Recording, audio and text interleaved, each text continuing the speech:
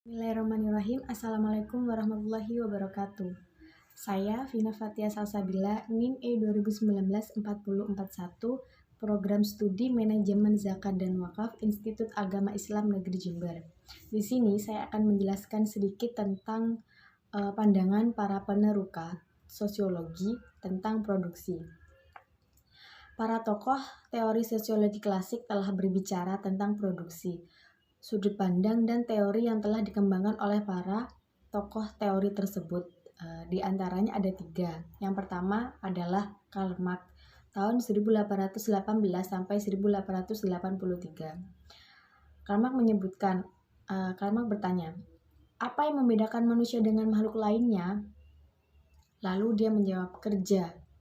Hanya manusialah yang mampu melakukan kerja. Oleh sebab itu, manusia sebagai produsen, dan dengan demikian produk dari kegiatan produksi atau kerja manusia merupakan hakikat manusia yang menjadi pembeda dengan makhluk lain seperti binatang. Kapitalisme telah menyebabkan manusia sebagai pekerja tidak lagi mempunyai kontrol atau potensi yang terkandung dalam kerja mereka. Potensi ini disebut Marx sebagai tenaga kerja atau labor power. Kepada kapitalis dipertukarkan dengan benda abstrak yang terdapat dalam upah. Pertukaran tersebut menyebabkan tenaga kerja menjadi komoditas, sehingga manfaat tenaga kerja tidak lagi ditemukan kepada kemampuan untuk menghasilkan objek yang dapat memenuhi dan mengembangkan kebutuhan para pekerja, namun sebagai benda abstrak yang dapat ditukarkan dengan upah. Dengan demikian, sistem upah kerja pada kapitalisme telah memisahkan kerja dengan kebutuhan sehingga produksi tidak lagi menjadi tindak pemenuhan kebutuhan atau konsumsi, namun sekedar sarana untuk memenuhi kebutuhan. Yang kedua adalah Emile Durkheim tahun 1858 sampai 1917.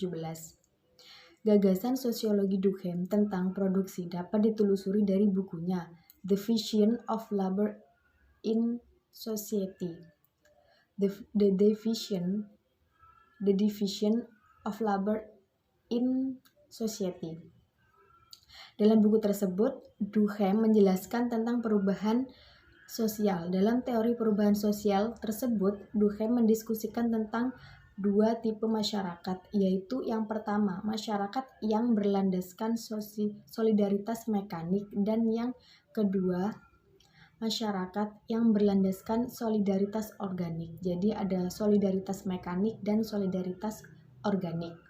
Masyarakat yang berlandaskan solidaritas mekanik ditandai oleh pembagian kerja yang rendah, kesadaran kolektif yang kuat, hukum referensif yang dominan, individualisme rendah, pola normatif sebagai konsensus terpenting dalam komunitas, dan saling ketergantungan rendah. Sedangkan pada masyarakat yang berlandaskan solidaritas organik dicirikan oleh pembagian kerja yang tinggi, kesadaran kolektif yang lemah, hukum restitutif dominan, lalu individualisme tinggi, nilai dan abstrak umum sebagai konsensus terpenting dalam komunitas, dan saling ketergantungan tinggi.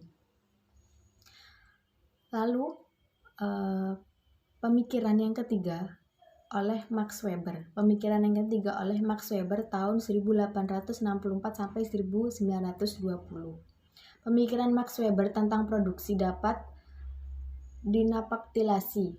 Salah satunya lewat bukunya tentang etika Protestan dan semangat kapitalisme. Dalam bukunya Etika Protestan dan Semangat Kapitalisme. Dalam buku ini, Weber melihat hubungan elektif affinity, yaitu hubungan yang memiliki konsistensi logis dan pengaruh motivasional yang bersifat mendukung secara timbal balik antara etika Protestan dan semangat kapitalisme pada awal perkembangan kapitalisme modern. Dalam pandangan Weber, pengaruh Protestan seperti Calvinisme dan metodisme percaya pada konsep predestinasi, yaitu gagasan bahwa keselamatan abadi di akhirat atau masuk surganya seseorang telah ditentukan oleh Allah dan tidak dapat diubah oleh perbuatan baik ataupun buruk. Manusia dalam kehidupannya di muka bumi, pemeluk Protestan pada masa awal bahwa kesuksesan dan kesejahteraan yang dihasilkan oleh pekerjaan adalah sebagai tanda dari terpilihnya mereka untuk memperoleh keselamatan abadi.